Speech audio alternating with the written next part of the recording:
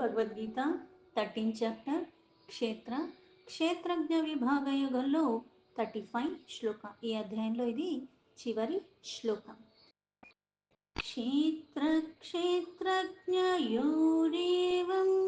అంతరం జ్ఞాన చక్షుషా భూత ప్రకృతి మోక్షం చ ఏ విదుర్యాంతి తే పరం. ఇక్కడ మనకి ఈ చివరిలో చెప్పేది ఏంటి అంటే, ఏది నువ్వు తెలుసుకోవటం ద్వారా నీకు కలిగే ఫలితం ఏమిటి అన్నదంటే, ఇక్కడ క్షేత్రము క్షేత్రజ్ఞ విభాగ యోగం అన్నది ఏదైతే మన అధ్యాయ యొక్క నామమే ఉన్నదో, క్షేత్రం గురించి ఈ క్షేత్రజ్ఞుడు అందులో ఉన్నది ఎవరు, పైగా ఇట్లా విభాగాలుగా కనిపిస్తూ ఉన్నప్పటికీ కూడా ఆ వాస్తవాన్ని ఎవరైతే గ్రహించగలుగుతూ ఉన్నారో అన్నది ముందు శ్లోకంలో చెప్పాడు. అయితే ఇక్కడ మళ్ళీ ఏం చెప్తున్నాడు చివరన అంటే, క్షేత్ర క్షేత్రజ్ఞయోర్ ఏవం.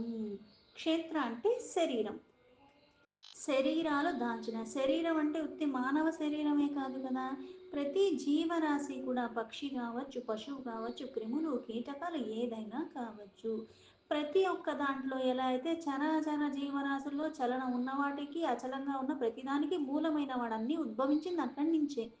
అయితే ఈ క్షేత్రాలలో ఆ క్షేత్రజ్ఞుడు ఆత్మరూపంలో ఉన్నాడు. అందుకే క్షేత్రం గురించి ఆ క్షేత్రజ్ఞయోర్ అంటే ఆ రెండిటి గురించి కూడా తెలిసినవాడు, అంటే దాని రెండిటిని చక్కగా తెలుసుకున్నవాడు. దాన్ని తెలుసుకోవటం అన్నది మనం సాధన మొదలు పెట్టమంటేనే సిద్ధి ఎలా అయితే లభించదో, తెలుసుకోవాలి అన్న తపన ఉన్నంత మాత్రం కూడా మనకి తెలిసిపోతుందంటానికి కూడా ఎటువంటిది ఆధారం లేదు. తెలియచ్చు, తెలియకపోవచ్చు, కానీ ఏ మార్గాన్ని అయితే మనం పట్టుకున్నామో దాన్ని విడవకుండా పట్టుకుంటూ ఉంటే ఏమవుతుంది, జన్మ జన్మాంతరం నుంచి చేసుకున్న పుణ్యమో పాపమో అన్నట్టుగా ఇంకో జన్మలో అయినా సరే దాన్ని నేను సార్థకం చేసుకునేలా ఈ సాధన నాకు ఉపయోగపడుతుంది, ఎక్కడికి పోదని. కానీ ఆ భేదాన్ని స్పష్టంగా తెలుసుకో, ప్రయత్నాన్ని విడవకు, మళ్ళీ మాయామోహాలకి లోబడకుండా ఉండాలి. అందుకే ఈ క్షేత్రాలలో అంటే ఆ శరీరాలలో ఆ శరీరాలకు ఉన్నవన్నిటినీ కూడా దాన్ని ఎవరైతే చక్కగా తెలుసుకుంటున్నారో, అందుకే ఏవం అంతరం అంటే క్షేత్రాల గురించి అంటే నామం వేరు, రూపం వేరు, దీని చేసే పనులు వేరు, దీని స్వభావం వేరు, దీని ఆకారం వేరు అన్నట్టుగా కనిపిస్తుంది, భేదం ఉంది. కానీ ఈ రెండిటిని చక్కగా క్షేత్రం గురించి క్షేత్రజ్ఞుడి గురించి మళ్ళీ అందులో ఆ తేడాని అంతరాన్ని ఎవరైతే సరిగ్గా తెలుసుకున్నారో, పై సరిగ్గా తెలుసుకున్నవాడు ఎవరై ఉంటారు, ఎవరికి తెలుస్తుంది అది స్పష్టంగా, జ్ఞాన చక్షుష. అందుకే పరమాత్మని తెలుసుకున్నవాడు ఆధారం ఏంటి, ఎలా తెలుస్తుందంటే జ్ఞానమే ఆధారం. జ్ఞానాన్ని ఆధారం చేసుకోవాలంటే అజ్ఞానాన్ని వికారాన్ని అన్నిటినీ తొలగించుకోవాలి, ఈ మనస్సు అన్నది నిర్మలంగా ఉండాలి, అలాగే ధర్మాన్ని పట్టుకుని ఉండాలి, అజ్ఞానానికి మూలమైన వికారాలన్నీ నేను వదిలేసుకుని ఉండాలి, కర్మ వాసనలు ప్రతీదీ నేను ఎప్పుడైతే అలాగ నిత్యము శుద్ధంగా అంతరంగికంగా బాహ్యంగా కూడా. అందుకే ఈ కన్నులందరికీ ఉన్న చక్షు అంటే కళ్ళే, చూసే ప్రతి దాంట్లో కూడా వాస్తవాన్ని గ్రహించగలుగుతున్నావా, ఉన్నది ఉన్నట్టు అర్థం చేసుకోగలుగుతున్నావా అంటే లేదు. అంటే కనిపించే రూపం వేరు, కనిపించే నామం వేరు, అది చేసే పని వేరు, దాని స్వభావం వేరు, భేదం కనిపించేస్తుంది. ఇప్పుడు కంటికి ఇంపుగా కనిపించే నచ్చుతున్నాయి, కొంచెం అటు ఇటుగా ఉన్నాయి మనకి నచ్చట్లేదు స్వాభావికంగా. అందుకే ఇక్కడ జ్ఞాన చక్షువు అంటే అర్థం ఏమిటి అంటే అజ్ఞానం లేకుండా ఉండగలగటం. ఎలా అయితే కొంతమంది సత్పురుషులు వాళ్ళు ఏం చేస్తారు, ఉన్నవాడు లేనివాడు కుంటివాడు గుడ్డివాడు జ్ఞాని అజ్ఞాని అందరూ సమానమే, పైగా ఇక్కడ మనుష్యులే కాదు, కుక్క పిల్లి ఏదన్నా సరే వీళ్ళకి సమానమే. ఎందుకు, అంతరంగా ఉన్నది ఆత్మే, భేదం ఇక్కడ ఆకారంలో కాదు, ఆ లోపల ఉన్న దాన్ని తెలుసుకునే ప్రయత్నం చేయడానికి జ్ఞాన చక్షువులకే కనపడుతుంది. లేకపోతే ఈ బాహ్యానికి కనుమరుగులతో మాయతో మోహంతో మైమరుపులతో ఉన్న దాని దగ్గర నువ్వు ఆగిపోతావు, దాని లోపల ఉన్న దాన్ని తెలుసుకునే ప్రయత్నాన్ని కూడా నువ్వు చెయ్యలేవు, అటువైపుగా నీ మనస్సు వెళ్ళదు. అందుకే జ్ఞానాన్ని ఆధారం చేసుకుంటేనే, అంటే క్షేత్రం గురించి తెలియాలి, క్షేత్రజ్ఞుడి గురించి తెలియాలి, అంతరం స్పష్టంగా తెలియాలి, ఆ భేదము తెలియాలి, అలాగే జ్ఞానం కూడా ఉంటేనే ఆ స్పష్టత వస్తుంది. అన్నీ చెయ్యగా చెయ్యగా చెయ్యగా స్పష్టత వస్తుంది, చూడగానే ముందు అదే కనిపిస్తాయి, కానీ ఇది మళ్ళీ నా మీద ప్రభావం చూపించకుండా నా ఇంద్రియాన్ని, నా మనస్సుని, నా బుద్ధిని మళ్ళీ నేను ఆధీనంలో పెట్టుకున్నప్పుడు క్రమేణా ఇది కాదు, ఇది కాదు అన్న స్పష్టత వస్తూ ఉంటుంది. అందుకే భూత ప్రకృతి మోక్షం అంటే ఈ జ్ఞాన చక్షుల ద్వారా అంతరాన్ని స్పష్టంగా నువ్వు చూడగలగటం ద్వారా నీకేమవుతుంది? భూత అంటే ఏంటి? ఈ సకల ప్రాణుల యొక్క సముదాయం, అన్ని ప్రాణులు కూడా. ఇక్కడ దేనితో సంపర్కమైన పొద్దున్న లేచిన దగ్గర నుంచి రాత్రి పడుకునేదాకా కూడా కొన్ని కర్మలు, కొన్ని వాటికి సంపర్కంలో, కొన్ని ప్రదేశాల్లో అన్నిటికీ నేను సంపర్కంలోకి వెళుతూ ఉన్నాను. దానివల్ల ఏమవుతుంది? చూసిన వాటిని ఫలితం, విన్న వాటి అన్నిటికీ నాకు అంటుకుంటూనే ఉంటుంది. భౌతికమైన ఈ ప్రపంచంలో ప్రకృతితో అనుకూలంగా అన్నీ జరుగుతూనే ఉంటాయి. గాలి ఎక్కువగా వస్తే ఒకలాగా ఉంటాను, చల్లగా ఉంటే ఒకలాగా ఉంటాను, వేడిగా ఉంటే ఒకలాగా ఉంటాను, నాతో మంచిగా మాట్లాడితే ఒకలాగా ఉంటాను, నన్ను తిట్టుకుంటే ఒకలాగా ఉంటాను, నాకు ప్రేమగా ఎవరన్నా పలకరిస్తే ఒకలాగా ఉంటుంటాను. ఇట్లా నాకు అన్ని భావాలన్నవి ఉత్పత్తి జరుగుతూనే ఉంటాయి. అయినప్పటికీ కూడా విముక్తి కలిగిన వాడికి అంటే జ్ఞానచక్షు ఎవరికి వస్తుంది అంటే ఈ భూత సముదాయాల యొక్క సంపర్కంలో ఉన్నప్పటికీ కూడా మోక్షానికి అర్హత కలిగి ఉన్నవాడికి అలా ఎప్పుడు ఉండగలుగుతున్నాడు జ్ఞానంలో. ఎప్పుడు కలుగుతుంది విముక్తి? ఎవరికి వస్తుంది? ఎలా అయితే మనం జీవన్ముక్తి అంటే జీవించి ఉండగానే విముక్తి వస్తుంది. ఎప్పుడు వస్తుంది? ప్రతిదీ సమర్పణ భావంతో, ఏది నాది కాదు, ఏదైనా మహాప్రసాదం అని భావించగలగటము, ఏది చేసినా ఎందుకంటే నాకు అంత జ్ఞానం లేదన్నది వాస్తవం, ఉన్నది పరమాత్మ అన్నది పరమ వాస్తవం, అది పరమ సత్యము. అందుకే నేను ఈ భవబంధనాల్లో వికారాల్లో చుట్టుకోకుండా తామరాకు మీద నీటి గుర్తులాగా, ఎందుకంటే నా చుట్టూ ఉన్న ప్రదేశం మారదు, నా చుట్టూ ఉన్న వాళ్ళు మారరు, నాకేదో కొంచెం తెలుసుకోవాలని ఆరాటం కలిగినంత మాత్రాన నా చుట్టూ ఉన్న వ్యవస్థ మారదు. బట్టలు మార్చినంత మాత్రాన నా బుద్ధి మారే అవకాశం ఉండదు. కొన్ని సందర్భాల్లో నేను చాలా జ్ఞానిలాగా ఉండొచ్చు కానీ మళ్ళీ నేను అజ్ఞానంలోనే కూరుకుపోయేలాగా నా చుట్టూ ఉన్న ప్రదేశం ఉంటుంది. అందుకే మనకేం చెప్తాను? ఆ ప్రదేశము అలాగే ఆ వాతావరణం నా చుట్టుపక్కల ఉన్న వాళ్ళందరి ప్రభావం నా మీద పడుతూ ఉంటుంది. ఎప్పుడు నేను అజ్ఞానంలో ఉన్నప్పుడు. జ్ఞానిగా ఉండాలి అంటే నా వికారాలన్నీ తొలగించుకుంటూ నేను ఎప్పుడైతే ఈ సంపర్కంలో అంటే సత్పురుషుల యొక్క సాంగత్యంలో సత్ప్రవర్తనతో కర్మలన్నీ సమర్పణ భావంతో నేను నిత్యము నిరంతరము అంతరంగికంగా బాహ్యంగా శుద్ధంగా ఉంటూ ఇలా నేను క్రమేణా స్వల్పంగా కర్మల ద్వారా కూడా ఎందుకు ఆ స్థితికి చేరుకుంటారు అంటే భవబంధనాల నుంచి విముక్తి కలుగుతుంది. కర్మలు చేస్తూ కూడా కర్మల యొక్క ప్రభావం నాకేమీ అంటుకోని స్థితిలో ఉండటం ద్వారా అలా. అందుకే ఛాయే విద్యుర్యాంతి తే పరం. ఎవరైతే ఇలా తెలుసుకుని అలా ఉంటారో అప్పుడు వాళ్ళకి ఈ బంధనాల నుంచి విముక్తి లభిస్తూ ఉంటుంది. ఈ విముక్తి లభించి మళ్ళీ వాళ్ళు ఎక్కడికి చేరుకుంటున్నారు అంటే పరమం అంటే సర్వోన్నతమైన స్థాయి, పరమ పదం, అంతకు మించింది లేదు. ఆ పరమాత్మలో ఐక్యమయ్యే స్థితికి వాళ్ళు చేరుకుంటారు, పరబ్రహ్మ పరమాత్మని పొందుతున్నారు. శ్లోకానికి యథాతథా మీనింగ్ తీసుకుంటే క్షేత్ర క్షేత్రజ్ఞయోరేవం అంతరం జ్ఞాన చక్షుషా భూత ప్రకృతి మోక్షం చ ఏ విదుర్యాంతి తే పరం.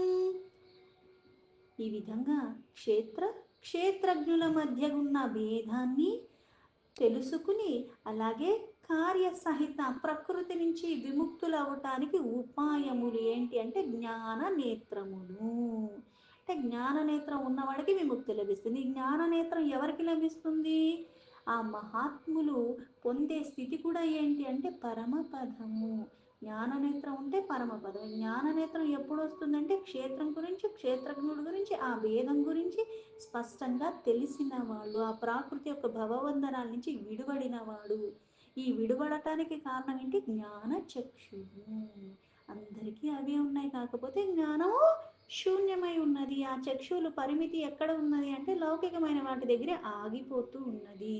అలా కాకుండా జ్ఞానాన్ని ఆధారం చేసుకుని జ్ఞాన చక్షు ద్వారా నువ్వు ఎప్పుడైతే అంతరాన్ని తెలుసుకుంటూ ఉంటున్నావో ఆ గ్రహించగలిగిన ద్వారా ఏమవుతుంది? పరమ పదము లభిస్తుంది. అంటే సహజంగా ఉండటము, ప్రాకృతితో మనము లయమై ఉండటము, ఇవన్నీ నువ్వు పైగా ఇదేదో కొని తెచ్చుకున్న అలవాటులా కాకుండా సహజంగా మనకి అలవర్చుకున్నట్టుగా ఉండాలి. అందుకే ఇక్కడ స్పష్టంగా చివరిలో చెప్పేది ఏంటి అంటే, ఎవరైతే ఈ క్షేత్రాలంటే ఆ శరీరాల గురించి అంటే ప్రతి ఒక్క శరీరంలో ఉన్నది పరమాత్మ, క్షేత్రజ్ఞుడు ఆత్మై ఉన్నాడు. ఆ భేదం తెలుసుకోవటము ఈ జ్ఞాన నేత్రం ద్వారానే సులువవుతుంది. ఈ జ్ఞాన నేత్రం అంటే కళ్ళున్న ప్రతివాడు చూడగలగడా అంటే లేదు, మనం కళ్ళున్న గుడ్డి వాళ్ళతో సమానము. ఎందుకు అంటే ప్రకృతి ప్రకృతి అని చెప్పి మళ్ళీ ఎందుకు మోక్షం అని చెప్పారు, జ్ఞానచక్షు అని చెప్పారు, మళ్ళీ భూత ప్రకృతి అని చెప్పారు. అంటే మాయా మోహాలతో కూడుకుని ఇది అజ్ఞానానికి మూలమై ఉంటుంది, ఈ మోహానికి లోబడిపోయామంటే. అందుకే ఈ ప్రకృతిలో కనిపించే ఈ మాయామోహాలు భవబంధనానికి మూలమైన దాన్ని నువ్వు భేదించాలి. అది మళ్ళీ జ్ఞానం ద్వారా వస్తుంది. ఈ జ్ఞానం మళ్ళీ ఎప్పుడు వస్తుందంటే జ్ఞానేంద్రియాలు, కర్మేంద్రియాలు, మనస్సు, బుద్ధి, చిత్తం అన్నీ నీ ఆధీనంలో ఉండాలి. నువ్వు మళ్ళీ ధర్మాన్ని పట్టుకుని ఉండాలి. అప్పుడు విముక్తి లభిస్తుంది. జ్ఞానమే ఆధారము. అప్పుడు పరమపదము. ఎందుకు? ఎలా ఉన్నాడు పరమాత్మ? నిత్యుడై సత్యుడై వికారాల రహితంగా ఉన్నాడు, జ్ఞానమయంగా ఉన్నాడు, తేజోమయంగా ఉన్నాడు. అందుకే ఇది చివరిగా వీళ్ళు చెప్పేది ఏంటంటే ఆ భేదాన్ని స్పష్టంగా తెలుసుకో. జ్ఞాన దృష్టితోనే అది మళ్ళీ నీకు సాధ్యమవుతుంది, దాని ద్వారానే తెలుసుకోగలవు. అజ్ఞానికి సులభం కదా, అంటే ఇట్లాంటి వికారాలు ఉన్నవాడికి తెలిసినట్టే ఉంటుంది, వాటితోనే ఉంటావు, అన్నీ ఉంటావు. ఇప్పుడు నాలో ఉన్నాడు కానీ నాకు ఎందుకు తెలియట్లేదు, నేను అజ్ఞానంలో ఉన్నాను కాబట్టి. నాకు వికారాలు ఉన్నాయి, పుస్తక జ్ఞానం ఉంది కానీ నేను అదే అనుభవంలోకి తెచ్చుకోలేకపోతున్నాను. నాకు భేదమే కనిపిస్తుంది, ఇది వేరు అది వేరు, వీళ్ళు నాకు నచ్చుతారు వాళ్ళు నాకు నచ్చరు, ఇది నాకు కావాలి ఇది నాకు అక్కర్లేదు. ఈ భేదం ఉన్నంత వరకు ఆ అజ్ఞానం తొలగిపోదు. అందుకే జ్ఞాన నేత్రము. ఆ మధ్యనున్న భేదాన్ని నువ్వు స్పష్టంగా తెలుసుకోవటానికి జ్ఞానాన్ని ఆధారం చేసుకో. అందుకే ఇప్పుడు మనకి 4 మార్గాలు చెప్తారు. భక్తి మార్గం కావచ్చు, లేకపోతే అది సాధన మార్గం, ఏమన్నా చెప్పినప్పుడు కూడా మళ్ళీ సులభతరమైనది ఏంటంటే కర్మలు.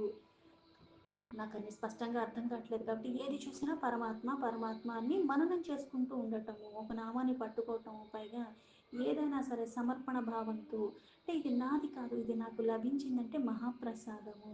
ఏ కర్మ చేస్తున్నా సరే దీనివల్ల మళ్ళీ నాకు అది వస్తుందా ఇది వస్తుందా ఇన్ని ఆలోచనలు పెట్టుకోకుండా చేసే అవకాశాన్ని సందర్భాన్ని పరమాత్మ నాకు ఇచ్చాడు, ఈ క్షణంలోనే ఇచ్చాడు. మరో క్షణంలో నేను ఉంటానో లేదో కూడా నాకు తెలియదు, కానీ దాని గురించి నాకు చింత లేదు. ఆ సమర్పణ భావంతో ఆ నిత్యము ఎవరైతే ఉంటారో అప్పుడు క్రమేణా చెయ్యగా చెయ్యగా చెయ్యగా అది మనకి సులువైపోతూ ఉంటుంది.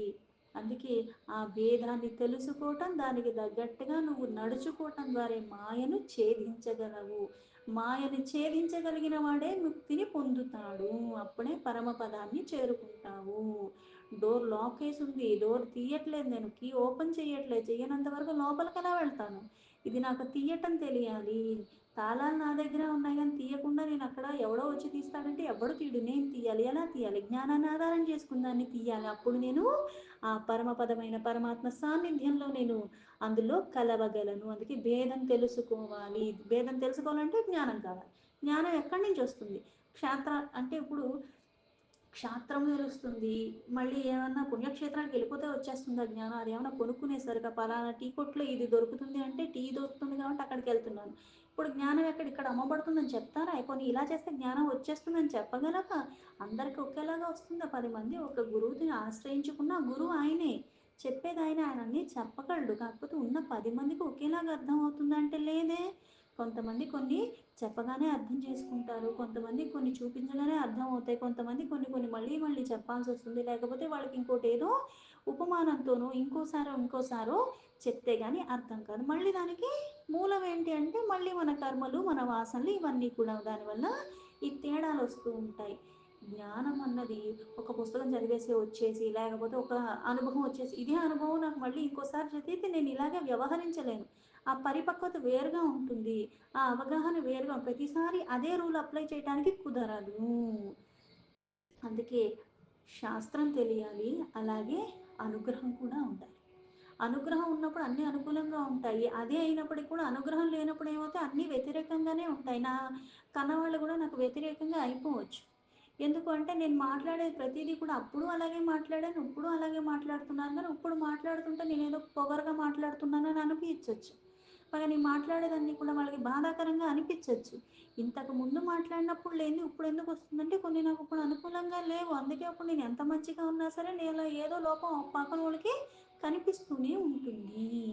అందుకే ఇక్కడ అనుగ్రహం ఉండాలి. జ్ఞానం కలిగితేనే జ్ఞాన నేత్రం అన్నది వికసిస్తుంది. ఆ సూర్య వెలుగులకి ఎలా అయితే పుష్పం వికసిస్తూ ఉన్నదో ఈ జ్ఞానం ఉన్నది ఈ జ్ఞాన నేత్రానికి మూలమవుతుంది. అప్పుడు వికసన జరుగుతుంది. ఆ వికసన జరిగినప్పుడు స్పష్టత వస్తుంది. ఉన్నది ఉన్నట్టుగా యథార్థాన్ని నువ్వు తెలుసుకుంటావు. ఆ యథార్థాన్ని తెలుసుకోవటం ద్వారా ఏమవుతుంది? ఇక్కడ సకల జీవరాశుల్లో ఉన్నది ఆ క్షేత్రంలో వ్యక్తంగా అవ్యక్తంగా ఉన్నది కూడా ఒక్కటే. నాకు కనిపించినా కనిపించకపోయినా ఉన్నది ఒక్కటే. ఆ ఒక్కటే అన్నిటికీ మూలమై ఉన్నది. అందుకే వ్యక్త అవ్యక్త యుక్త అయుక్త, చెయ్యదగినది చెయ్యకూడనిది, ఇట్లా స్పష్టత వస్తుంది. అందుకే నిరంతరము మాయ కూడా మనలో ఇక్కడ ప్రకృతిలో భాగంగా ఉన్నది, భ్రమలకి లోబడేలా చేస్తుంది. కానీ ఈ జ్ఞాన చక్షు ఎప్పుడైతే నీకు వికసన జరిగిందో దాని కారణంగా ఏమవుతుంది? ఇక్కడ నువ్వు వ్యక్తమైన అవ్యక్తంగా ఉన్నా కనిపించినా కనిపించకపోయినా మాయా భ్రమలకు లోబడకుండా ఈ ప్రకృతి నుంచి విడిపడిపోతున్నావు. అందుకు పరమపదం లభిస్తుంది, అందుకు మోక్షం లభిస్తుంది. మాయను విడితే, ఆ మాయను ఛేదించగలిగితేనే. మళ్ళీ దీనికి ఆధారము మళ్ళీ కర్మ, మళ్ళీ దానికి మూలము జ్ఞానము. జ్ఞానం ఎక్కడి నుంచి వస్తుంది? ఆ పరమాత్మే. మళ్ళీ అక్కడ ఎలా అయితే బుద్ధిమంతుల్లో బుద్ధికి కారణం నేను, జ్ఞానవంతుల్లో జ్ఞానానికి కారణం నేను, శక్తివంతుల్లో శక్తికి కారణం నేను, బలవంతుల్లో బలానికి కారణం నేను అన్నాడు. అనుగ్రహించాల్సింది అక్కడ నువ్వు అలా ఆశ్రయించి ఉండాలి. అందుకే ఉన్నది ఒక్కటే చైతన్యము, ఆ ప్రకాశమే సర్వానికి మూలం. ఎలా అయితే ఇప్పుడు నా శరీరంలో ఉన్న ఆత్మరూపంలో హృదయంలోనే ఉన్నాడంట, కానీ ఇక్కడ శరీరం మొత్తానికి ఆ ప్రకాశాన్ని ఎలా అయితే ఇస్తున్నాడో అంతరంగికంగా బాహ్యంగా ఉన్నది పరమాత్మే. ఆయన్ని నేను ఆశ్రయించి ఉన్నప్పుడు ఆ ప్రకాశ కారణంగా ఆ అనుగ్రహం కారణంగా నాకు స్పష్టత వస్తుంది. స్వయం ప్రకాశమైన పరమాత్మ, సర్వులు ప్రకాశానికి మూలమైన వాడు ఆ స్వయం ప్రకాశి. అందుకే ప్రకృతి మాయ. ఈ తెలుసుకోవటమే మోక్షము. అప్పుడే విడిపడిపోతావు. నాకు మోక్షం రాలేదు రాలేదు అంటే ఇదేదో పార్సిల్ కాదు. నేను ఆర్డర్ పెట్టుకున్నాను, నేను అడిగాను కదా, నాకెందుకు రాదని అడగటానికి హక్కు లేదు. అర్హతను తెచ్చుకోవాలి, పాత్రతను తెచ్చుకోవాలి. జ్ఞాన ఎక్కడి నుంచి వస్తుంది అంటే సాధన ద్వారా వస్తుంది, భక్తితో వస్తుంది. ఆ భక్తి ఎలా ఉండాలంటే అనన్యంగా ఉండాలి. అందుకే మనకి క్రతువులో కానీ మంత్రంలో కానీ ఎందులో అయినా సరే లోపం జరగచ్చు, కానీ భక్తి శ్రద్ధలో లోపం ఉండకూడదు. చదవాలి, మననం చెయ్యాలి, కొన్ని వినాలి, కొన్ని ఆచరించాలి. ఆ సగుణ ఉపాసన నిర్గుణ ఉపాసనగా ఉన్నది పరమాత్మ. ఎలా అయితే సకామ నుంచి నిష్కామకి వెళ్ళాలి. గుణాతీతంగా ఉన్న పరమాత్మని, సర్వాతీతుడుగా ఉన్న ఆ పరమాత్మని నేను సర్వ అవస్థలు యందు, అలాగే ఏ ప్రదేశంలో ఉన్నా సరే ఎక్కడైనా సరే 24 గంటల మనన అంటే మనసంతా తానే ఉన్నప్పుడే నిష్కామ భావంతో కర్మలు చేసుకుంటూ వెళ్ళిపోవాలి. పైగా పరోపకారమే నేను నిత్యము చేస్తూ ఉండాలి. పైగా నాది అన్నది నేను విడిచిపెట్టాలి. నేను నాది అన్న అహంకారాన్ని విడిచిపెట్టగలిగితే నువ్వు ఆ మార్గంలో స్థిరంగా ఉంటావు. లేకపోతే చంచలత్వం వచ్చేస్తుంది. పైగా నేనే కాబట్టి చెయ్యగలుగుతున్నాను, నాకే కాబట్టి ఇది సాధ్యం, ఇవన్నీ కూడా తొలగిపోవాలి. చేపిచ్చేది చేయిస్తున్నవాడు, ఈ లక్షణాలు ఏ భక్తుల్లో అయితే ఉంటాయో వాడు ఆ జ్ఞానానికి అర్హత పొందుతున్నాడు. ఆ జ్ఞానాన్ని పొందిన, అందుకే కుల జాతి ప్రాంత లింగ వయో భేద ఇవేవి ఉండకూడదు. వివక్ష అన్నది ఎక్కడా ఉండకూడదు. ఉన్నది ఒక్కటే. మళ్ళీ భక్తితో ఆ పరమాత్మని ఇలా ఉపాసించాలి. అప్పుడు జ్ఞాన నేత్రం తెరుచుకుంటుంది. ఆ జ్ఞాన నేత్రం తెరుచుకోవటం ద్వారా ఏమవుతుంది? ఇది తెరుచుకున్న కారణంగా భేదం పోతుంది, అజ్ఞానం తొలగిపోయింది కాబట్టి. మాయం ఛేదించేశావు కాబట్టి ప్రాపంచికమైన విషయాల పట్ల వాంఛలు ఏమీ ఉండవు. ఆనందంలో సచ్చిదానందగన పరమాత్మ ఎందరు రమిస్తూ ఉంటారు. అందుకే క్షేత్రజ్ఞ విభాగ యోగము పూర్ణంగా అరాకొరా కాదు, సగం తెలుసుకుని నాకు మొత్తం తెలిసిపోయింది అనుకోవటం కాదు ఇక్కడ. నిర్వీకారంగా అకర్తగా నిత్యుడై నాసరహితుడై ఉన్నవాడు, అసంగుడై ఉన్నవాడు, శుద్ధుడై ఉన్నవాడు, జ్ఞానస్వరూపంగా ఉన్నవాడు అద్వితీయుడైన ఆ పరమాత్మ. దాన్ని స్పష్టంగా ఈ శరీరంతో ఉండి నేను తెలుసుకునే ప్రయత్నం చేస్తే ఇప్పుడు మనకి సంసారం అన్న భవ సాగరంలో ఉండి దుఃఖాల నుంచి నేను విముక్తి పొందుతున్నాను. ఎందుకు? జ్ఞానానికి నేను చేరువవుతున్న కారణంగా ఆ పరమసత్యాన్ని తెలుసుకోవటం ద్వారా ఏమవుతుంది, ఇక్కడ అన్ని బంధనాల నుంచి నేను విడివడిపోతున్నాను. వాస్తవానికి ఉన్నది పరమాత్మే, దాన్ని రమిస్తూ ఉన్న కారణంగా ఇక్కడ ప్రతిదీ గ్రహించటం వల్ల కానీ, లేకపోతే కొన్ని వాటికి నేను దూరం అవ్వటం వల్ల కానీ నా మీద ఎటువంటి ప్రభావం ఉండదు. భ్రమలు వీడుతున్నాయి కాబట్టి ముక్తికి అది మార్గము. అందుకే తత్వజ్ఞానము కలగనంత వరకు అజ్ఞానం అన్నది మూలాల నుంచి తొలగదు. అజ్ఞానం అన్నది తొలగిపోతే కానీ జ్ఞానం అన్నది నీకు అక్కడ మళ్ళీ చిగురించదు. సమస్తము కనిపిస్తున్న దృశ్యాలన్నిటినీ కూడా నువ్వు తొలగించుకోగలిగితేనే ఆ క్షణంలోనే నీకు పరమాత్మ అన్న ఆ పరమాత్మ ప్రాప్తి, పరమ పదము నీకు తత్క్షణమే కలుగుతాయి. దీంతో భగవద్గీత 13th చాప్టర్ క్షేత్ర క్షేత్రజ్ఞ విభాగ యోగంలో 35 శ్లోక సంపూర్ణం. అలాగే 13th చాప్టర్ కూడా సంపూర్ణం. ఓం తత్సదితి శ్రీమద్ భగవద్గీతాసు ఉపనిషత్సు బ్రహ్మ విద్యాయాం యోగశాస్త్రే శ్రీకృష్ణార్జున సంవాదే క్షేత్రజ్ఞ విభాగ యోగో నామ 13వ అధ్యాయం 13th చాప్టర్ సంపూర్ణం.